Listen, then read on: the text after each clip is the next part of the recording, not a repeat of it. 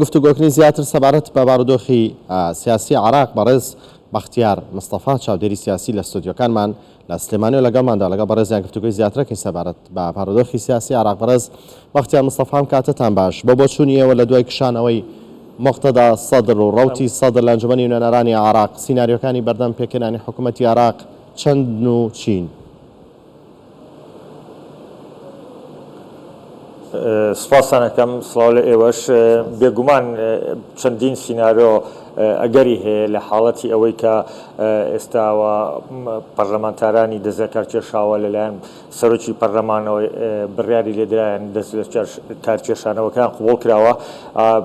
ئەمێنێتەوە سەر ئەوەی کە لایەنە سیاسیەکان چۆن هەوڵەدەن بۆ ئەوەی کە لێ نزیک ببنەوە. هەنگاوی یەکەم پڕکردنەوەی ئەو جگا شاغیرانەیە و هێنانی ئەو ئەندام پەرلەمانانەیە هێشتا لەوانەیە مەعالیمەکان زۆر دیار نەبێت کە هێزە سیاسیەکانی کە ئەچنە ینی جگاکانی ئەوان پڕەکەنەوە چەندی بێلایەنە و چەندی سەر بە لایەنە سیاسەکانی ترە و هێشتا قسەوباز زۆر هەڵەگرێ بۆ ئەوەی کە ینی نیسابی قانونی پەرلەمان دیسانەوە تەواو بکرێت و ئەو لایەنە چێن کە لەگەڵ یەکتر ڕێکەون بۆ پێکەنانی حکوومەتی تازەی عێراقی. ئایا مقتەدا سەدر کە بەتایبەتی ژێمە تێبینیمان کرد و بینیمان یعنی هەموو پەرلەمانتارەکانی بەبێ ئەوەی بە یەک وشەش پەرچدانەوەیان هەبێ بەرامبەر بە بڕیارەکەی مقتەدا سەدر هەمویان بە تێکڕاچوون دەستیان لە کارکێشایە و ئەمەش مرکزێتی ئەو دەرەخا و ئایا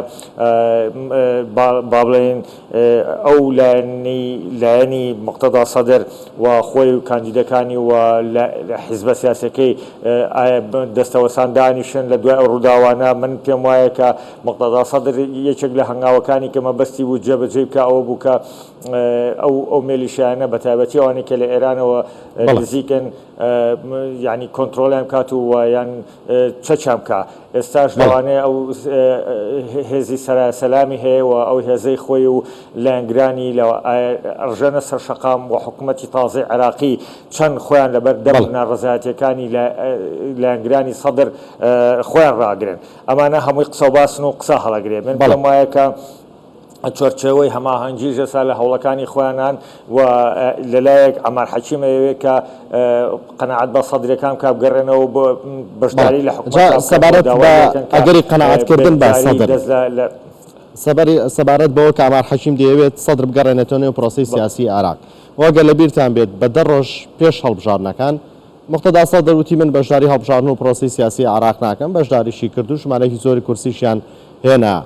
ئێستاش دەڵێ لە پرۆسی سیاسی عێراق شامەتەوە بەشداری ناکەم. پێتان وایە ئەمەش دیسان هەر فشارێکە و دەوێت بەکاری بێنێ و بۆ بەهێزی خۆی لە نێو شەقامی عێراقی و دواتر دەگەڕێتەوە یان خواستی مقتەدا سەدر هەڵبژاردنێکی دیکەیە؟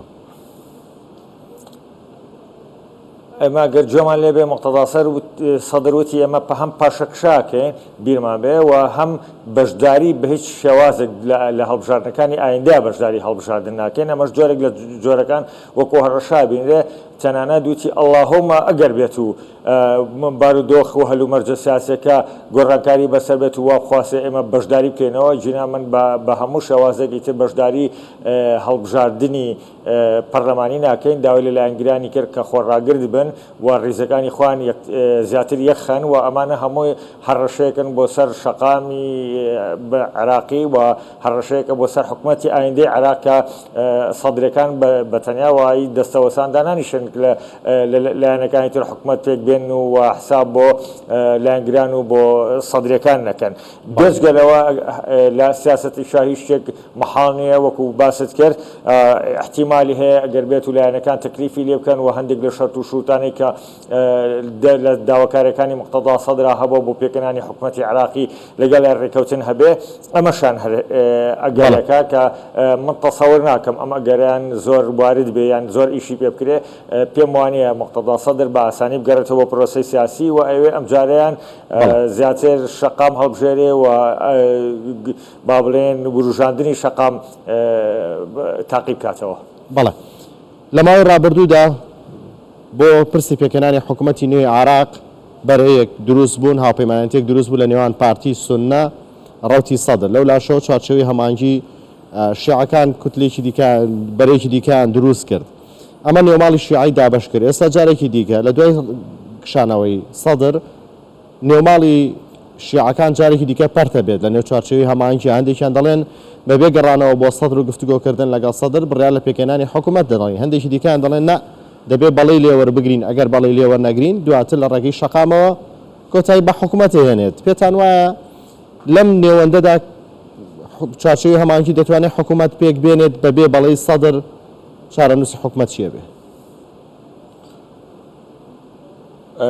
من پێم وایە کە یعنی هەر ئەوە نییە کە لایەنی شیعی پەردبووە بەداخەوە ئێمەگە